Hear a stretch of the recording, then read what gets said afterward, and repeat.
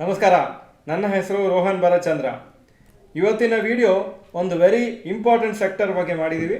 ಈ particular sector ತುಂಬ ಬೇರೆ ಬೇರೆ ಸೆಕ್ಟರ್ಗೆ ಅದು ಬೆನಿಫಿಟ್ ಮಾಡುತ್ತೆ. ಅದು ಯಾವ ಸೆಕ್ಟರ್ ಅಂದರೆ ಕೇಬಲ್ ಸೆಕ್ಟರ್. ಈ cables and wires sector power transmission, telecommunication, construction sector ಇದೆಲ್ಲದಕ್ಕೂ ತುಂಬ ಯೂಸ್ಫುಲ್ ಆಗುತ್ತೆ. ಹಾಗೂ ಇನ್ಫ್ರಾಸ್ಟ್ರಕ್ಚರ್ ಡೆವಲಪ್ಮೆಂಟು ಒಂದು ಮೇಜರ್ ಫೋಕಸ್ ಆಗಿದೆ ಗೌರ್ಮೆಂಟದು. ಸೊ ಆವಾಗ ಈ ಸೆಕ್ಟರ್ ತುಂಬ ಬೆನಿಫಿಟ್ ಆಗುತ್ತೆ. ತುಂಬ ಸ್ಕೋಪ್ ಇದೆ ಈ ಸೆಕ್ಟರ್ಲಿರೋ ಕಂಪ್ನೀಸ್ ಗ್ರೋ ಆಗಲಿಕ್ಕೆ. ಈ ಪರ್ಟಿಕ್ಯುಲರ್ ಸೆಕ್ಟರ್ಲಿ ನಾವು ರಿಸರ್ಚ್ ಮಾಡ್ಬೋದು, ಯಾವ್ಯಾವ ಸ್ಟಾಕ್ಸ್ ಚೆನ್ನಾಗಿದೆ, ಯಾವ್ಯಾವ ಕಂಪ್ನೀಸ್ ಏನೇನು ಬಿಸ್ನೆಸ್ ಮಾಡ್ತಾ ಅಂತ ಗೊತ್ತಿದ್ರೆ ಆವಾಗ ನಾವು ಯೋಚನೆ ಮಾಡ್ಬೋದು ಯಾವುದಾದ್ರು ಒಂದು ಕಂಪ್ನಿನ ನಾವು ಸೆಲೆಕ್ಟ್ ಮಾಡ್ಬೋದು ನಮ್ಮ ಪೋರ್ಟ್ಫೋಲಿಯೋಗೆ ಅಂತ. Cables and wire sector stock returns above ₹2000 crores market cap. ಸಣ್ಣ ಕಂಪ್ನೀಸನ್ನು ಇಗ್ನೋರ್ ಮಾಡಿದ್ವಿ. ಪಾಲಿಕ್ಯಾಬು ಬಿಗ್ಗೆಸ್ಟ್ ಮಾರ್ಕೆಟ್ ಕ್ಯಾಪ್ ಇರೋ ಕಂಪ್ನಿ ಈ ಪರ್ಟಿಕ್ಯುಲರ್ ಸೆಕ್ಟರಲ್ಲಿ. Current market price around 6,660, market cap approximately 1 lakh crores. 10 years returns ಇಲ್ಲ, ಯಾಕಂದರೆ 10 years ಹಿಸ್ಟ್ರಿ ಇಲ್ಲ ಸ್ಟಾಕ್ ಮಾರ್ಕೆಟ್ಲಿ. 5 ವರ್ಷದ ರಿಟರ್ನ್ಸು 61% ಪರ್ ಆ್ಯನಮ್, 3 ವರ್ಷದ returns 50% per annum. KEI industries current market price 4,736, market cap 42,739 crores.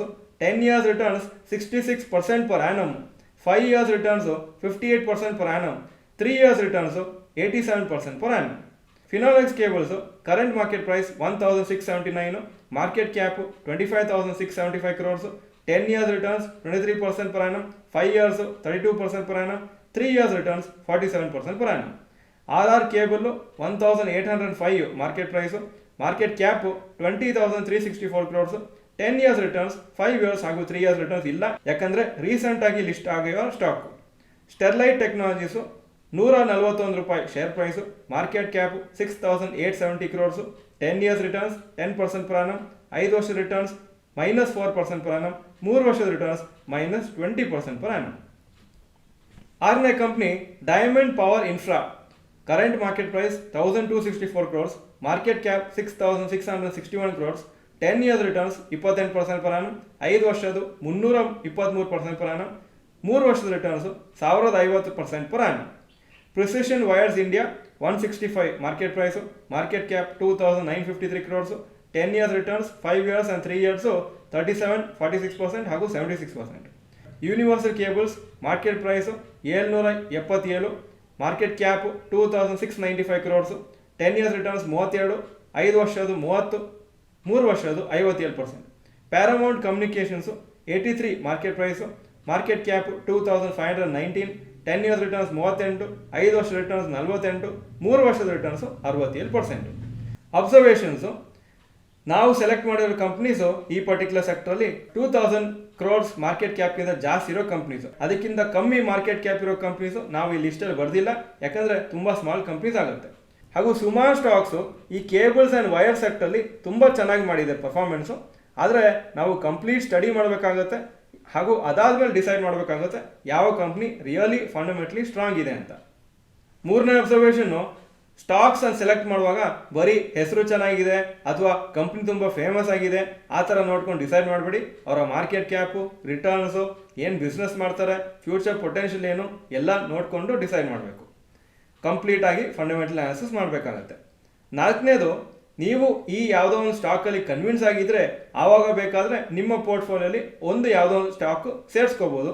ಆದರೆ ಯಾವ ಸ್ಟಾಕ್ ಸೇರಿಸ್ಕೊಂಡಿದ್ರು, ಯಾವ ಸೆಕ್ಟರ್ ಸೇರಿಸ್ಕೊಂಡಿದ್ರು ನಾವು once in 3 months quarterly results ಮತ್ತು ಬೇರೆ ಎಲ್ಲ ನ್ಯೂಸು ಆ ಕಂಪ್ನಿ ಬಗ್ಗೆ ಓದಲೇಬೇಕಾಗುತ್ತೆ.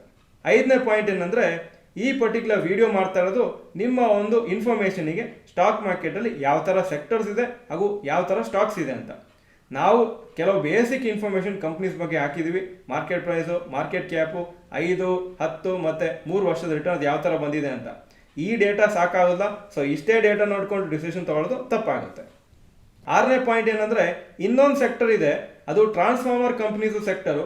ಅದನ್ನು ತುಂಬ ಪಾಪ್ಯುಲರ್ ಆಗಿದೆ ರೀಸೆಂಟಾಗಿ, ಯಾಕಂದರೆ ಪವರ್ ಸೆಕ್ಟರ್ ತುಂಬ ಇಂಪಾರ್ಟೆಂಟ್ ಆಗುತ್ತೆ ಫ್ಯೂಚರಿಗೆ ಅಂತ ಎಲ್ಲರೂ ಅಭಿಪ್ರಾಯ ಇದೆ.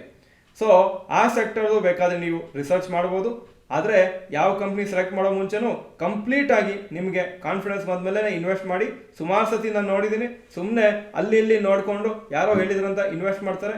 ಆವಾಗ ಏನಾದರೂ ಪ್ರಾಬ್ಲಮ್ ಆದರೆ ನಿಮಗೆ ಏನು ಮಾಡ್ಬೇಕಂತ ಗೊತ್ತಿರೋದಿಲ್ಲ ಹಾಗೂ ಆವಾಗ ನಿಮಗೆ ಲಾಸ್ ಆಗೇ ಆಗುತ್ತೆ. ಸೊ ತುಂಬ ಕೇರ್ಫುಲ್ ಆಗಿ ರಿಸರ್ಚ್ ಮಾಡಿ, ನಾನು ಇದನ್ನು ಸುಮಾರು ಸತಿ ಯಾಕೆ ಹೇಳ್ತಾ ಇದ್ದೀನಿ ಅಂದರೆ, ಈ ಒಂದು ಬುಲ್ ಮಾರ್ಕೆಟಲ್ಲಿ ಓವರ್ ಕಾನ್ಫಿಡೆನ್ಸ್ ಬರ್ತದೆ ಇನ್ವೆಸ್ಟರ್ಸ್ಗೆ. ಯಾವ ಸ್ಟಾಕಲ್ಲಿ ಹಾಕಿದ್ರು ಮುಂದೆ ಹೋಗುತ್ತೆ ಅಂತ ಅನ್ಸುತ್ತೆ, ಆದರೆ ಬೇರ್ ಮಾರ್ಕೆಟ್ ಬರುವಾಗ ಆವಾಗಲೇ ನಮ್ಮ ಅನಾಲಿಸಿಸ್ ತುಂಬ ಇಂಪಾರ್ಟೆಂಟ್ ಆಗುತ್ತೆ. ಈ ವಿಡಿಯೋ ಚೆನ್ನಾಗಿದ್ರೆ ಲೈಕ್ ಬಟನ್ ಪ್ರೆಸ್ ಮಾಡಿ, ಕಮೆಂಟ್ ಸೆಕ್ಷನಲ್ಲಿ ಬರೀರಿ ನೀವು ಯಾವ ಸೆಕ್ಟರ್ ಮೇಲೆ ತುಂಬ ಬುಲ್ಲಿಶ್ ಆಗಿದ್ರಿ ಅಂತ.